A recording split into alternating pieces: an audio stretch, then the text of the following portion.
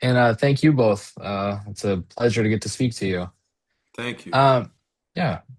So just to start off with Ryan, for your character, Danny, he's a former special forces operator trying to reconnect with his daughter Hmm. before everything goes to hell, like he usually does in a action movie. What Yes, did you that's right. what did you focus on to make Danny's background feel authentic to him rather than like an action, hero archetype?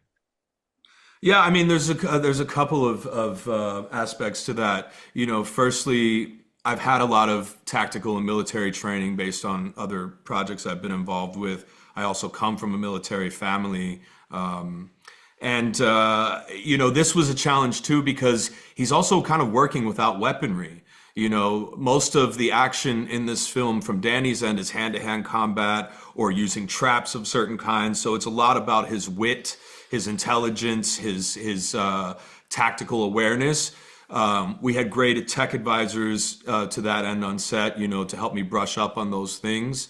And to make sure that all of his decision making and the way that he would approach each situation was as authentic as we could possibly make it. I think anytime you play someone who was meant to be enlisted or served, for me, there's an extra sense of responsibility and duty to get those elements right, for it to be authentic and for it to ring true, and then to pay the proper respect to the men and women who have served.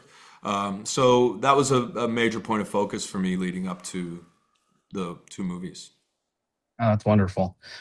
Thank you for your family service, by the way. Um, and for you, C. Thomas Howell, I'm sorry, I don't know how to address your name. Do you go by C. Tommy. Thomas? Tommy, yeah. Tommy? Okay.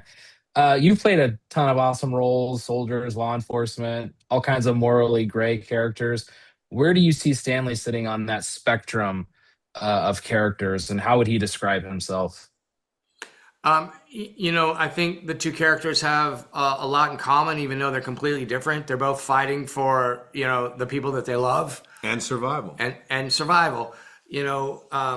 Stanley's responsibility of this culture, this small village that's living off grid on the brink of extinction, is sort of met with his own desire to sustain it, even if it comes to kidnapping. And from that aspect, I think he's not socially, homicidal. He's not a psychopath.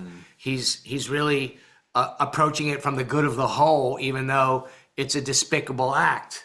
So I found that to be interesting when I read the script, to play somebody doing bad things, but isn't necessarily a bad person, and you don't see Mm, that often.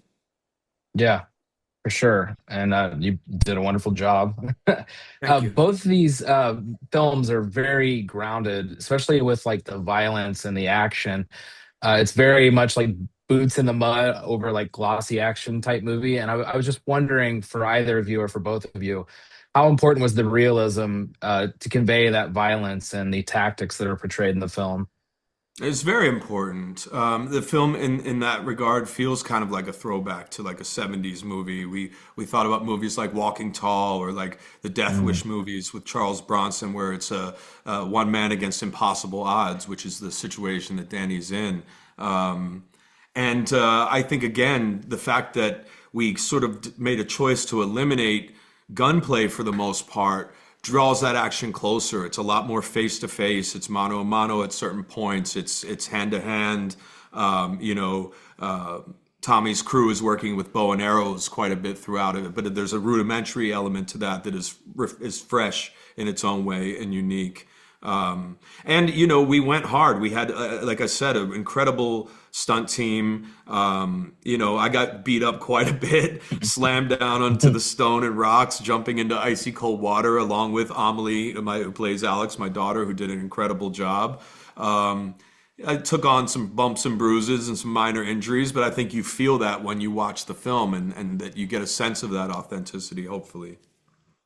I absolutely think so, and like I was saying, the action in particular. There's this one moment, and I won't spoil anything, but there's this one moment where you're fighting these guys by like this trailer, and the trailer comes between you and a tree. I don't know if Mm, you remember that scene, but I do. it was intense. So I just kudos. That was a really cool moment. Thank you, bro. Yeah. You'd mentioned that you'd worked with an advisor. Did you all have a military advisor on set? And if so, how did that influence the way you approached your characters? I mean, you pretty much always do when you're playing someone who's in the military. You have someone there who's to watch over to make sure it's not BS what you're doing, the choices the character makes, and how they approach situations. And you work pretty intimately with that person. You know, you rely on them, and especially someone like me, again, who has a lot of military in the family. I want to make sure I'm getting it right. So it's a lot of attention paid to that, and we were in good And hands. one of the things I like about the story is that the both characters have two different approaches to what they're trying to Mm. do. He is tactically trained with a military background. My character is a survivalist, a hunter, and even though they're very different, their approach, they're both pretty lethal. So Mm. when they come up against each other, and he mentioned the bow and arrow aspect, the knives, the hand to hand fighting, until we get to the end where we bring in some other weaponry because he's just a real pain in my ass. I have to bring out the big guns. I felt like there was some thinking outside the box with from the producers, from the writers, from the stunt people in terms of how we approached the action. It was gritty, it was dirty, it was real, and you Yeah. don't see that a lot in movies. No, no, it's definitely a throwback, and And I nothing was real thoroughly enjoyed. convenient. It was every fight, everything was hard earned, and Yeah. I appreciate that when I watch a good action movie. Yeah, absolutely.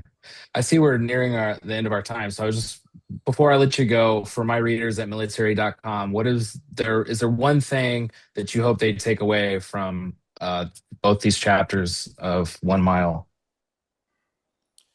I mean, I think it's an action-packed thrill ride. You know, I think that's what we're hoping people feel when they go through the experience of watching the movie, and they are drawn into the emotional aspects of the story as well as the action. Mm, yeah. Well, thank you both so much for your time. I really enjoyed getting to watch both these movies, and I hope the rest of your day goes well. Thank you, brother. Yeah. Thank you. Thank you.